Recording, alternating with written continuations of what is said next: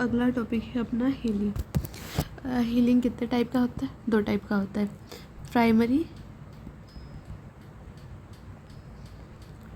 Healing और दूसरा हो जाएगा अपना सेकेंडरी हीलिंग।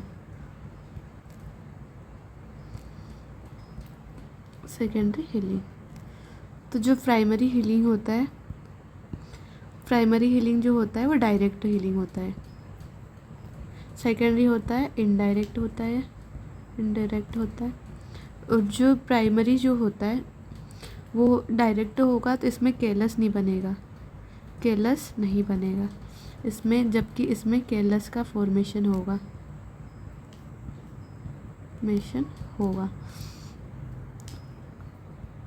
प्रेजेंट होगा। ठीक है।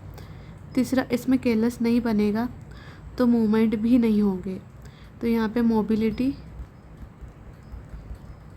रिस्ट्रिक्टेड होगी, यहाँ पे थोड़ी बहुत मोबिलिटी प्रेजेंट होगी, तो इसको बोलेंगे माइक्रो मूवमेंट प्रेजेंट होंगे, थोड़े बहुत माइक्रो मूवमेंट प्रेजेंट होंगे। एकदम ये स्टेबल हो जाएगा, रिजिड हो जाएगा। जैसे फ्रैक्चर हुआ उसके बाद में जो हील हुआ ना जॉइंट, वो एकदम रिजिड हो जाएगा, जबकि ये थोड़ा मूवमेंट होता है, इसमें माइक्रो मूवमेंट होता है। ठीक है। तो सबसे पहले अपन दोनों में डिफरेंस देख लिया। अब सेकेंडरी हीलिंग को डिस्क्राइब करेंगे। सेकेंडरी हीलिंग यही हेडिंग है अपनी। तो सेकेंडरी हीलिंग के टाइप्स हैं, यहाँ पे कौन कौन से स्टेजेस होती है। तो सबसे पहले तो हम देखेंगे कि जॉइंट है या फिर बोन है तो उसका फ्रैक्चर हुआ ना, कि ये फ्रैक्चर हो गया हमारा, ये फ्रैक्चर हुआ। ठीक है।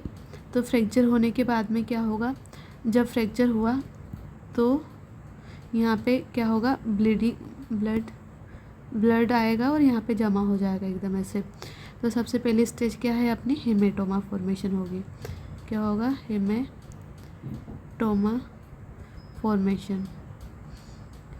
फॉर्मेशन होगा। ब्लड के थ्रू क्या होगा,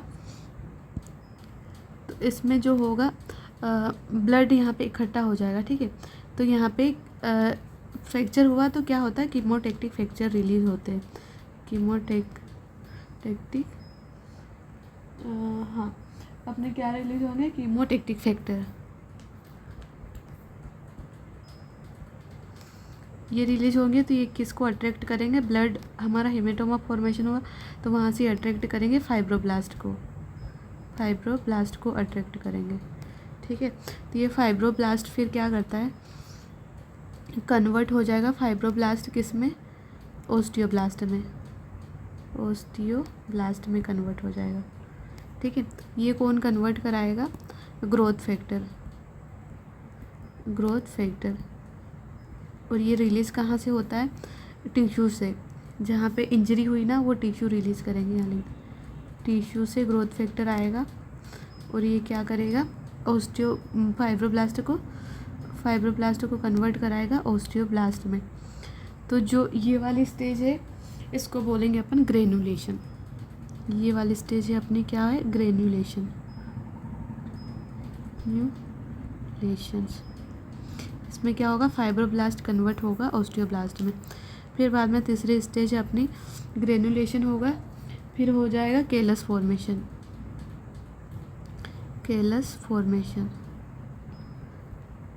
तो जो ओस्टियोब्लास्ट है उसमें, ओस्टियोब्लास्ट में क्या डिपॉजिट हो जाएगा, अपने प्रोटीन डिपॉजिट हो जाएगी। ठीक है, प्रोटीन। तो ये क्या बना लेगा अपना, ओस्टियोइड बना लेगा, या इसको केलस भी बोलते हैं, केलस। तो ये ओस्टियोब्लास्ट से ये वाली स्टेज को यहाँ कन्वर्ट हो रहा है, ओस्टियोब्लास्ट से केलस, इसको बोलेंगे केलस फॉर्मेशन। फिर बाद में अगला हो जाएगा अपना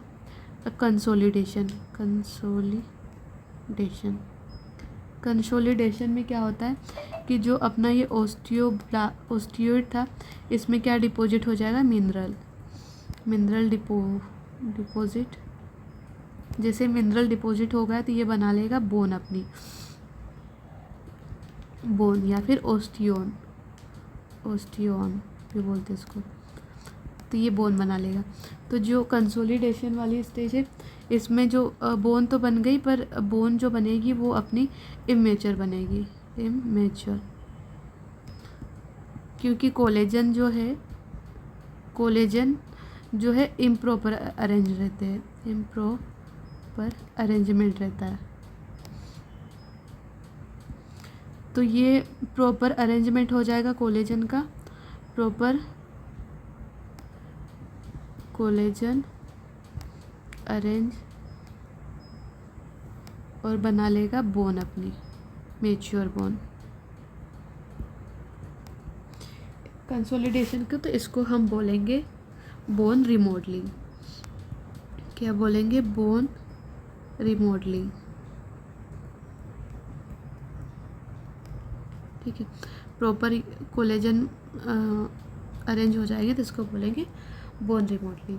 मैच्योर बोन या फिर लेमिलार बोन भी बोलते हैं अपन, पिछली वीडियो में देखा था हमने, लेमिलार बोन। इमेच्योर को क्या बोलेंगे? Woven bone. तो ये अपनी 5 स्टेजेस थी कि कैसे हीलिंग होती है, सेकेंडरी हीलिंग।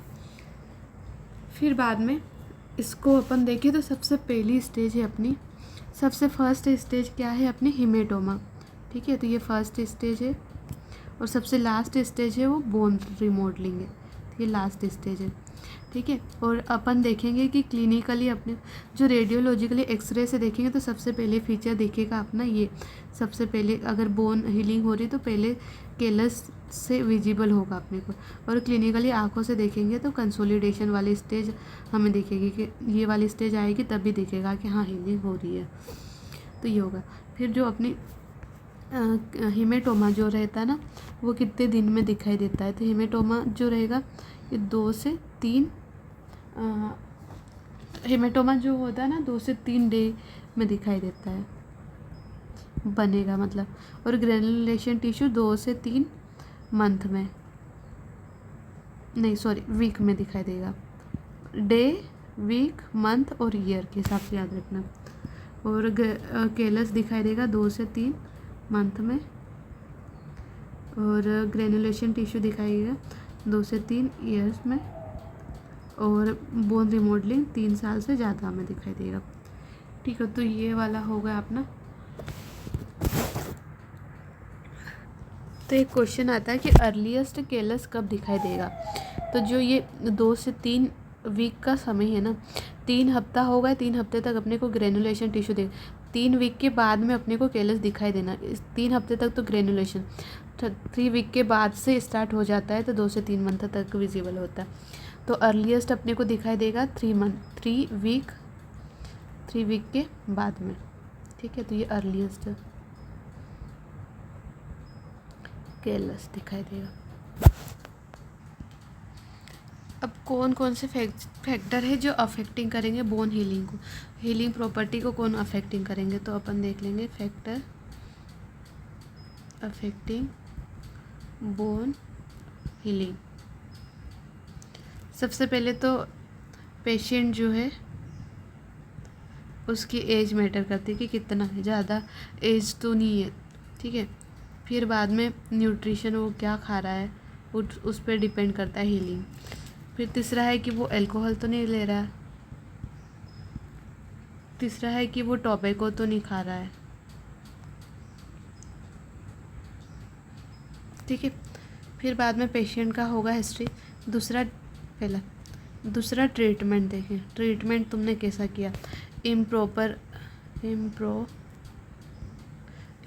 तुमने रिडक्शन किया, रिडक्शन ढंग से नहीं किया, या फिर इम्प्रॉपर तुमने इनएडिक्वेट रिडक्शन, या फिर इमोबिलाइजेशन इम्प्रॉपर किया, प्रॉपर इमोबिलाइजेशन।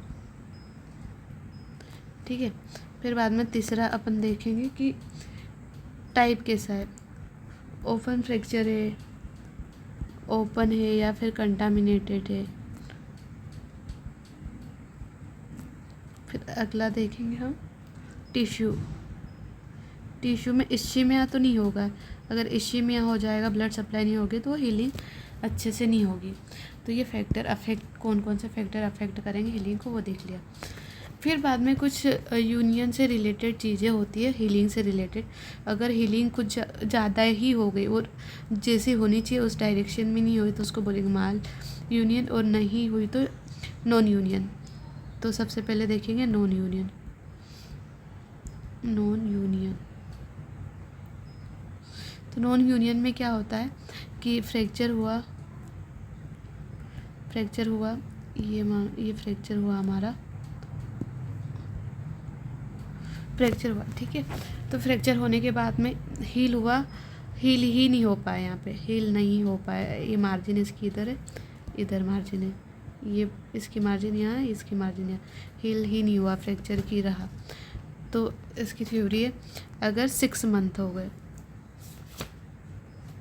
ठीक है, 6 मंथ से ज़्यादा केलस बनता ना, अपना हीलिंग होता तो केलस फॉर्मेशन होगा, तो केलस नहीं है, कितने 6 महीने से ज़्यादा होगा, 6 मंथ, तो इसको बोलेंगे अपन डीले यूनियन, या फिर बोल देंगे, हाँ डीले ही बोलेंगे, तो डीले यूनियन। और अगर केलस जो है, केलस नहीं फॉर्म बना तो कितने 9 मंथ तक, 9 मंथ से ज़्यादा होगा तब भी केलस नहीं बना तो इसको बोलेंगे अपन नॉन यूनियन। तो नॉन यूनियन ये किस में ज़्यादा देखने को मिलता है, जहाँ पे ब्लड सप्लाई कम होती है, जैसे कि डायफाइसिस, डायफाइसिस में नॉन यूनियन अपने को ज़्यादा देखने को मिलेगा, ठीक है।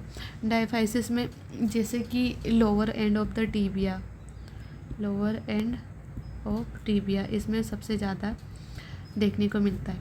तो ये नॉन यूनियन के भी टाइप है, जैसे कि हाइपरट्रोफी और एट्रोपिक, ठीक है, और ओलिगोट्रोपिक भी होता है पर वो इम्पोर्टेंट नहीं है। तो सबसे पहले अपना हाइपरट्रोपिक, नॉन यूनियन, एट्रोपिक, नॉन यूनियन, ठीक है। तो हाइपरट्रोपिक और एट्रोपिक, इनमें डिफरेंस देखेंगे। तो अपन हाइपरट्रोफी की बात करें तो हाइपरट्रोफी में ऐसा होता है कि केलस अपना बन रहा है, केलस बनेगा, इसमें नो केलस, ठीक है। तो केलस बन रहा है फिर भी अपना यूनियन बोन जुड़ क्यों नहीं रही है, क्योंकि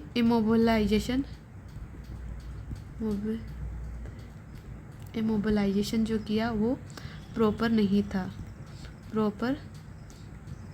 इम्प्रॉपर कुछ होता नहीं, प्रॉपर नहीं था, ठीक है। प्रॉपर नहीं था तो बोन पास में नहीं आएगी तो बोन जुड़ेगी भी नहीं, जबकि इसमें मोबिलाइजेशन अच्छे से हुआ था, मोबिलाइजेशन जो है गुड, अच्छा था, पर यहाँ पे केलस ही नहीं बन रहा, मतलब बोन में प्रॉब्लम है। यहाँ पे अपनी बोन जो होगी नॉर्मल होगी, यहाँ पे एबनॉर्मल बोन होगी, क्योंकि केलस ही नहीं बन रहा है। इसमें केलस बन रहा है पर जो मोबिलाइजेशन हमको करना था वो हमने अच्छे से नहीं किया, तो इसका ट्रीटमेंट क्या करेंगे हम कि मोबिलाइज कर दो अच्छे से, बट इसका ट्रीटमेंट क्या है कि जो बीमारी है, जो पैथोलॉजिकल कोज है तो उसका ट्रीट कर दो। तो ट्रीटमेंट करेंगे अपन कोज के, और दूसरा बोन का ग्राफ्ट लगा देंगे, क्योंकि जो बोन है वो प्रॉपर ग्रोथ नहीं कर रही, तो बोन ग्राफ्ट यूज़ कर लेंगे अपन। तो बोन ग्राफ्ट के कुछ पॉइंट है, जैसे कि बोन ग्राफ्ट, तो बोन ग्राफ्ट के लिए हम क्या लेते हैं, इलियक क्रेस्ट की बोन लेते हैं, सबसे ज़्यादा इम्पोर्टेंट यूज़ होती है तो वही है इलियक क्रेस्ट, ठीक है। तो बोन ग्राफ्ट के भी कुछ पॉइंट होते हैं, जैसे कि ओस्टियोजेनेसिस,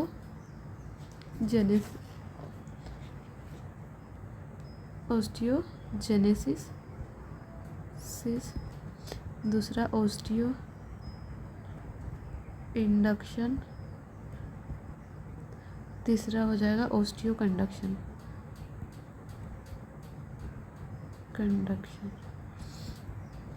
ओस्टियोजेनेसिस में क्या होता है कि तुम जो भी ग्राफ्ट ले रहे हो, तो ग्राफ्ट क्या करेगा, प्रॉपर्टी, ग्राफ्ट की प्रॉपर्टी रहेगी कि वो खुद ग्रोथ करे, ठीक है। ग्राफ्ट की प्रॉपर्टी रहेगी कि वो खुद ग्रो करे और बोन बना ले। तो ये क्या फॉर्म बोन, ठीक है। और ऑस्टियो इंडक्शन में क्या होता है और कंडक्शन। ऑस्टियो इंडक्शन में क्या होता है कि तुम जैसे फिक्सेशन लगा रहे हो, ग्राफ जैसे अपना फ्रैक्चर होगा तो फ्रैक्चर को मैनेज करने के लिए हम क्या लगाते थे, फिक्सेशन लगाते, जैसे स्क्रू या जो भी लगाते प्लेट वगैरह, तो उसके ऊपर हम कवर कर देंगे। बोन मोर्फोजेनिक प्रोटीन बोलते हैं इसको। तो जैसे कि बोन मोर्फोजेनिक प्रोटीन, इसको कवर कर देंगे, कवर किस पे, इम्प्लांट पे। तो ये क्या करेगा, इंडक्शन क्या होता है, इंड्यूस करना। तो ये क्या करेगा, इंड्यूस करेगा होस्ट को कि बोन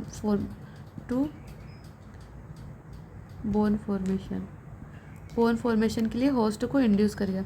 ऑस्टियो कंडक्शन क्या होता है कि ये एक सरफेस प्रोवाइड करता है, सरफेस प्रोवाइड करेगा टू बोन ग्रोथ के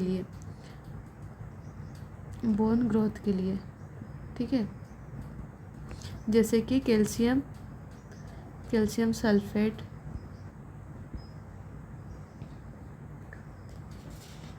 कैल्शियम फॉस्फेट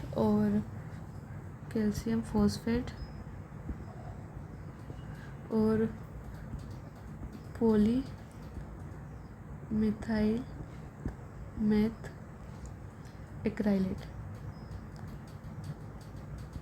ठीक है। पहला, दूसरा, तीसरा, इसको पम्मा भी बोलते हैं, पम्मा। तो ये हो गया नॉन यूनियन। अब अगला टॉपिक है अपना माल यूनियन। क्या है, माल यूनियन में क्या होता है कि इतना यूनियन हो रहा है कि ज़्यादा ही हो जाएगा, कुछ इस तरह से। जैसे ये फ्रैक्चर हुआ बोन का और ये बोन ऐसे फ्रैक्चर हो गई थी, तो यहाँ से यूनियन होगा ऐसे। तो ये तो एबनॉर्मल यूनियन हो गया ना, तो इसको बोलेंगे एबनॉर्मल यूनियन। तो फिर इसका ट्रीटमेंट क्या है, इसको काट दो और जो एंड है उसको जोड़ दो। तो इसका ट्रीटमेंट क्या है, ओस्टियोटोमी। अब एग्जांपल कुछ दिए है कि नॉन यूनियन और माल यूनियन की एग्जांपल है। ये कहाँ ये देखने को मिलता है, कहाँ ये देखने को मिला। तो नॉन यूनियन तो ऐसी जगह जहाँ पे ब्लड सप्लाई कम होती है, जैसे लोअर एंड ऑफ टिबिया, और अपना हो जाएगा सुप्रा कोंडाइलर ह्यूमरस में देखने को मिलेगा माल यूनियन। इसमें लेटरल कोंडाइल ऑफ ह्यूमरस, और नेक ऑफ द फीमर में भी देखने को मिलता है अपने को, नेक ऑफ फीमर। जबकि माल यूनियन देखने को मिलेगा हमें मतलब जहाँ पे ज़्यादा ब्लड सप्लाई हो रही है, जैसे कि क्लेविकल, सुप्राकोंडाइलर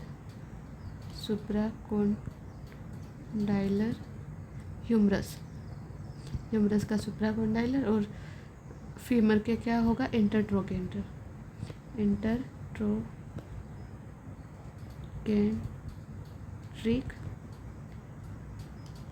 फीमर। तो इसमें माल यूनियन देखने को मिलेगा अपने।